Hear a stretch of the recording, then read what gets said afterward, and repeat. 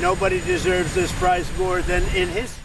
Nobel শান্তি পুরস্কার না পাওয়ায় আন্তর্জাতিক বিষয়ে নিজের অবস্থান বদলানোর ইঙ্গিত দিয়েছেন মার্কিন প্রেসিডেন্ট ডোনাল্ড ট্রাম্প। নরওয়ের প্রধানমন্ত্রী জোনাস গার স্টোরকে পাঠানো এক চিঠিতে ট্রাম্প বলেন, এখন আর তিনি শুধু শান্তির দিকে মনোযোগ দেওয়ার বাধ্যবাধকতা অনুভব করেন না।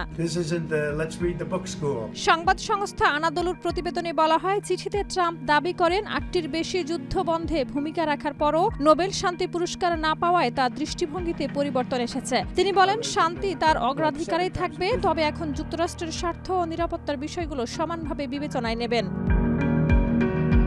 কালার এক্সপার্ট এবং ডার্ক স্যাপ সমৃদ্ধ অরিক্স অ্যাডভান্স ডিটারজেন্ট পাউডার, আপনার লন্ড্রি এক্সপার্ট। চিঠিতে ট্রাম্প গ্রিনল্যান্ড ইস্যুতেও কড়া জবাব দেন। তিনি ডেনমার্কের সার্বভৌমত্ব নিয়ে প্রশ্ন তুলে দাবি করেন, যুক্তরাষ্ট্রের সম্পৃক্ততা ছাড়া গ্রিনল্যান্ডকে রাশিয়া বা চীনের প্রভাব থেকে রক্ষা করা সম্ভব নয়। তার ভাষায়, গ্রিনল্যান্ডের উপর যুক্তরাষ্ট্রের পূর্ণ নিয়ন্ত্রণ না থাকলে বৈশ্বিক নিরাপত্তা ঝুঁকিতে পড়তে পারে। নরওয়ের রাষ্ট্রীয় সম্প্রচার মাধ্যম এনআরকে দেওয়া এক সাক্ষাৎকারে প্রধানমন্ত্রী জোনাস গার স্টোর জানান, ফিনল্যান্ডের প্রেসিডেন্ট আলেকজান্ডার স্টাবের সঙ্গে যৌথভাবে পাঠানো এক চিঠির জবাব হিসেবে তিনি ট্রাম্পের এই বার্তা পেয়েছেন। ওই চিঠিতে ইউরোপীয় দেশগুলোর উপর যুক্তরাষ্ট্রের উচ্চ শুল্ক আরোপের পরিকল্পনার বিরোধিতা জানানো হয়েছিল।